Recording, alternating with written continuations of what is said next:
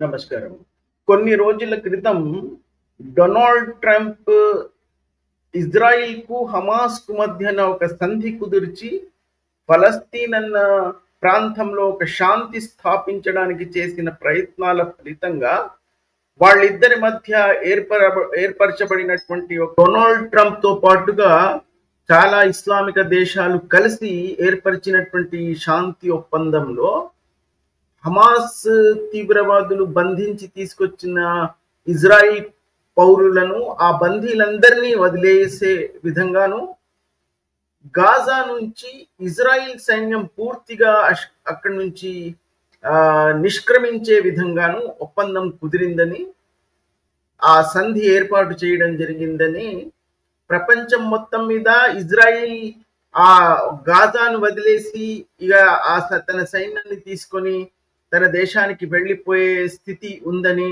వాళ్ళు వెళ్ళిపోతున్నారని, హమాస్కు తల వంచేశారని, హమాస్కు మొత్తం ఫలస్తీన్ అన్న దేశాన్ని, ఫలస్తీన్ యొక్క భూభాగాన్ని మొత్తం హమాస్ చేతుల్లోకి పెట్టేసి ఇజ్రాయిల్ సైన్యం మూతి ముడిచి తోక జాడించి అక్కడి నుంచి వెళ్ళిపోతుందని ప్రపంచం మొత్తం మీద ఇస్లామిస్టులు చాలా ప్రచారం చేశారు.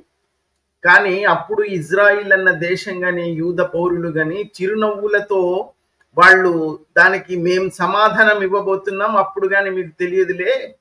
ఎందుకంటే ఇజ్రాయిల్ అన్న దేశానికి ఉన్నటువంటి ప్రత్యేకత ఏమిటంటే వాళ్ళు ఎప్పుడు కూడా ప్రగల్భాలు చెప్పుకుంటూ ప్రపంచంలో తిరగరు. వాళ్ళు చేయవలసింది ఖచ్చితంగా చేసి చూపించేస్తారు. కొన్ని సందర్భాల్లో అయితే ఇది మేము చేసామని కూడా వాళ్ళు అంగీకరించరు.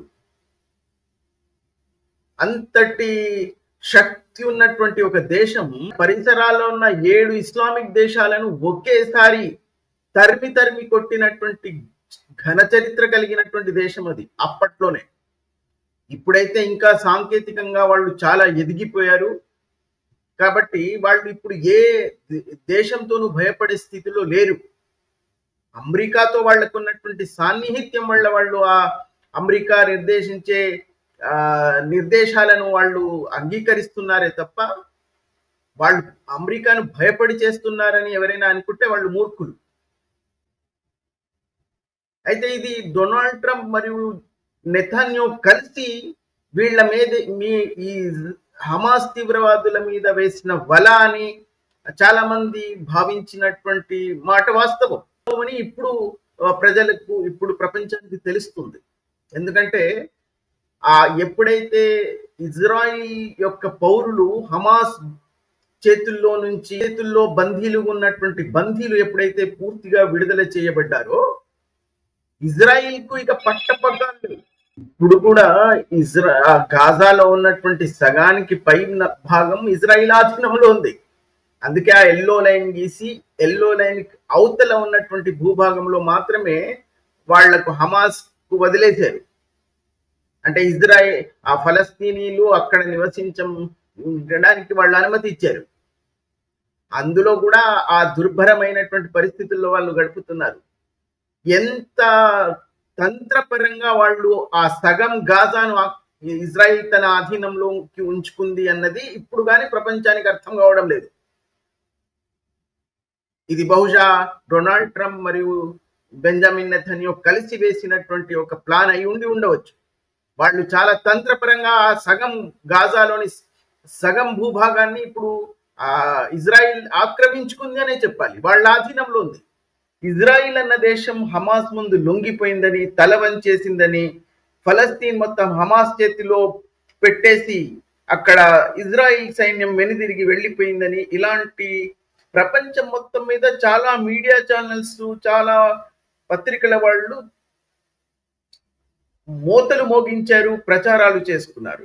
ఇజ్రాయిల్ వేస్తున్నటువంటి వలలో హమాస్ చిక్కుకోబోతుంది అన్నది మాలాంటి వాళ్ళు చాలా మందికి అర్థమైనప్పటికీ మేము అప్పుడు దాన్ని పెద్దగా ప్రచారం చేయడానికి చెప్పకపోవడానికి కారణం ఏమిటంటే అది ఇజ్రాయిల్ అన్న దేశం ఎప్పుడు చేసి చూపిస్తుందే తప్ప వాళ్ళు తమ యొక్క వాగ్ధాటితో ప్రగల్భాలు పలుకోవడం అన్నది ఇజ్రాయిల్ చరిత్రలో లేదు.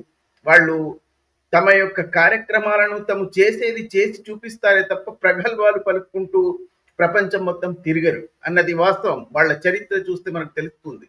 హమాస్ తో గాని ఈ ఇస్లామిస్ట్ తీవ్రవాదులతోని భయపడే అవసరం లేదు. వాళ్ళ బందీలందరినీ విముక్తులు చేసుకుని వాళ్ళు తీసుకొచ్చుకున్నారు. కొన్ని ఇంకా శవశరీరాలు వాళ్ళ దగ్గర మిగిలి ఉన్నప్పటికీ అది హమాస్ చేతుల్లో కూడా లేదని, అది హమాస్ ఎంత శ్రమించినా కూడా దొరకదని ఇజ్రాయిల్కి తెలిసి హమాస్ ను అంతం చేయడానికి, వాళ్లను శ్వాస ముట్టించి చంపడానికి ఎన్నెన్ని పథకాలు వేయాలో, ఏమేం చేయాలో ఇజ్రాయిల్ అంతా చేసి వాళ్ళ అంతానికి శ్రీకారం చుట్టేసింది అన్నది ఇప్పుడు ప్రపంచంలో తెలుస్తుంది. ఈ మధ్యలోనే 200 మంది హమాస్ తీవ్రవాదులను ఒక సురంగంలో బంధించి వాళ్లకు ఎటు పోనివ్వకుండా, ఎటు వెళ్లే మార్గం లేకుండా వాళ్ళని అందులో బంధించేసి పెట్టారు అన్నది కూడా మనం విన్నాం. ఇప్పుడు ఏ భూభాగంలో అయితే ఫలస్తీన్లో, గాజాలో కూడా పూర్తి గాజా హమాస్ తీవ్రవాదుల చేతుల్లో లేదు, వాళ్లకు వదిలేయలేదు. అవతల గాజా స్ట్రిప్ లో హమాస్ తీవ్రవాదుల నియంత్రణలో ఉన్నప్పటికీ అటు ఇజ్రాయిల్ యుద్ధం ఆపేసిందని, సైన్యం అక్కడి నుంచి వెనుదిరిగి వెళ్ళిపోయిందని, ఫలస్తీన్ మొత్తం హమాస్ తీవ్రవాదుల చేతుల్లో ఉందని ఈ ప్రత్యేకంగా భారతదేశం లాంటి దేశంలో ఉన్న ఇస్లామిస్టులు చేస్తున్నటువంటి ప్రచారానికి ముగింపు దాదాపుగా అయిపోయిందనే మనం చెప్పాలి. ఎందుకంటే ఇప్పుడు జరుగుతున్నటువంటి పరిణామాలను మనం గమనించినట్లయితే ఇజ్రాయిల్ హమాస్ తీవ్రవాదులను ఇంకా వదలలేదని, ఫలస్తీన్ మీద వాళ్లకున్నటువంటి పట్టును వదలలేదని, వాళ్ళు హమాస్ తీవ్రవాదులను వెంటాడి ఎలా చంపుతున్నారో ఆ దృశ్యాలు మనకు కనిపిస్తున్నాయి. ఆ సంఘటనలు దాన్ని వివరిస్తూ ఉన్నాయి. అది మాత్రమే కాకుండా ఎవరైతే ప్రపంచంలోని దేశాల్లోని చాలా ఇస్లామిక దేశాలు ఎవరైతే ఈ ఫలస్తీనుల కోసం, హమాస్ తీవ్రవాదుల కోసం గొంతెత్తి ఘోషించారో వాళ్లకు సరి అయిన పద్ధతిలో పని ఇస్తున్నారనడానికి ఉదాహరణ గాజా నుంచి ఇజ్రాయిల్ సైన్యం వెనుదిరిగిందని, అక్కడి నుంచి వెళ్ళిపోయిందని చేస్తున్నటువంటి ప్రచారానికి గాజాలో దాదాపుగా సగభాగం ఇంకా ఇజ్రాయిల్ నియంత్రణలో ఉంది అన్న వాస్తవాన్ని వీళ్ళెవరు ప్రచారము చేయరు, ఎవరికి చూపించరు. కానీ అదే వాస్తవం. ఆ మిగిలిన సగభాగంలో ఏదైతే హమాస్ చేతుల్లో నియంత్రణలో ఉందో అది దుర్భరమైనటువంటి పరిస్థితుల్లో ఉన్నటువంటి ఆ ఫలస్తీనీయులు అన్నపానీయాలు లేకుండా, ఆహార పదార్థాలు లేకుండా, నివసించడానికి టెంట్లు సైతం లేకుండా ఇప్పుడు జరుగుతున్నటువంటి ఈ వర్షకాలంలో వర్షాల్లో వాళ్ళ టెంట్లన్నీ వాళ్ళ యొక్క ఆ టెంట్లతో నిర్మించినటువంటి గృహాలన్నీ వర్షంతో నిండిపోయి వాళ్లకు ధరించడానికి వస్త్రాలు లేకుండా, తినడానికి ఆహారం లేకుండా, తాగడానికి నీళ్లు లేకుండా దుర్భరమైనటువంటి పరిస్థితుల్లో గడుపుతున్నారన్నది ఇప్పుడు ఆ పరిస్థితుల్ని ప్రపంచంలో ఉన్న మీడియా చూపించడం కూడా మానేసింది. ఇస్లామిక దేశాలు గొంతెత్తి ఘోషించడం మానేసాయి. ఎందుకు మానేసాయి అంటే అలాంటి దేశాలను మరీ వెతికి పట్టుకుని ఇజ్రాయిల్ ఎలాంటి పని ఇస్తుందో, ఎలాంటి సమాధానం చెప్తుందో అది మనం గమనించినట్లయితే వీళ్ళెందుకు ఇప్పుడు ఈ ఫలస్తీనుల గురించి సానుభూతి ప్రకటనలు చేయడం లేదో, గొంతెత్తి ఘోషించడం లేదో మనకు అర్థమవుతుంది. గాజాలో చాలా భాగం ఇంకా ఇజ్రాయిల్ యొక్క నియంత్రణలో ఉంది అని చెప్పడానికి పెద్ద సాక్ష్యం ఏమిటంటే ఆ గాజాలోనే 3 ఫలస్తీనీయులను ఇజ్రాయిల్ సైన్యం తుపాకీతో కాల్చివేసింది అన్నదే నిదర్శనం. దానికి సాక్ష్యం ఏమిటంటే అల్ జజీరా ఇచ్చినటువంటి న్యూస్ ప్రకారమే గాజాలోని 3 ఫలస్తీనీయులు ఇజ్రాయిల్ సైన్యం యొక్క తుపాకులకు చనిపోయారు అన్నది.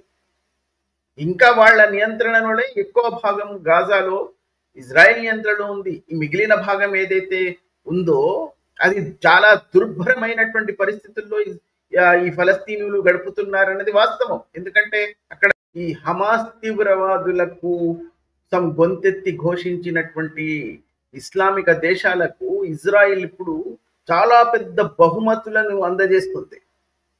అలాంటి దాంట్లోని భాగంగానే ఒక పెద్ద బహుమతి జోహానస్బర్గ్కి పంపించింది ఇజ్రాయిల్.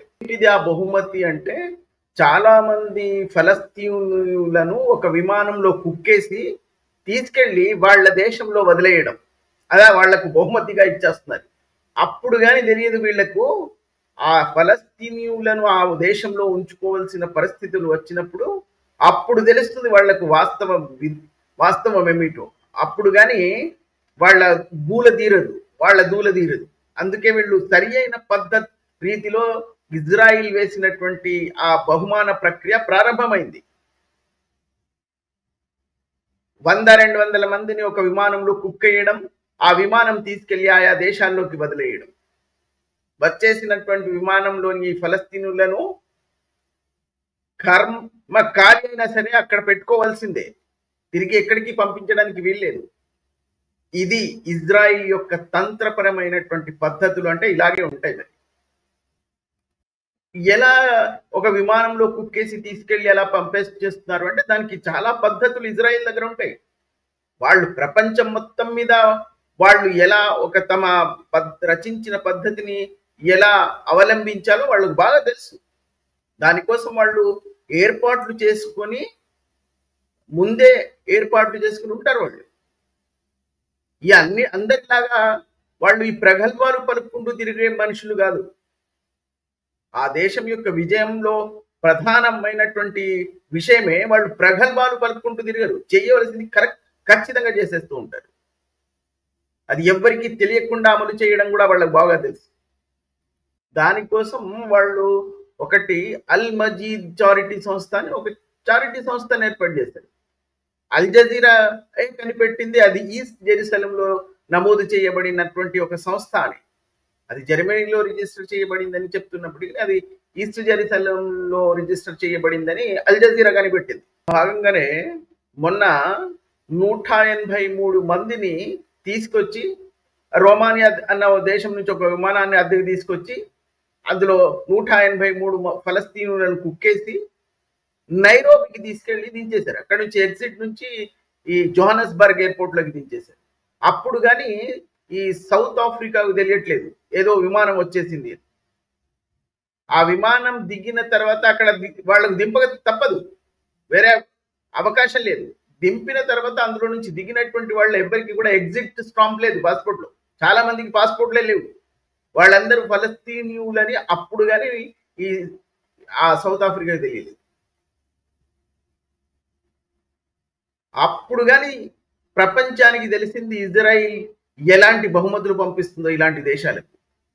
ఇప్పుడు అనుభవించరా నువ్వు?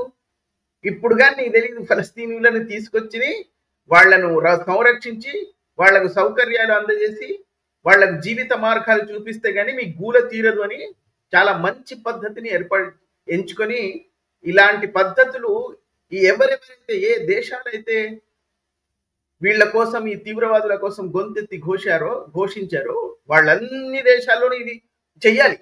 నాకు తెలిసి అన్ని దేశాల్లోకి ఒక 1000 మందిని తీసుకొచ్చి పంపించాలి. అప్పుడు కానీ వీళ్ళ గూల తీరదు.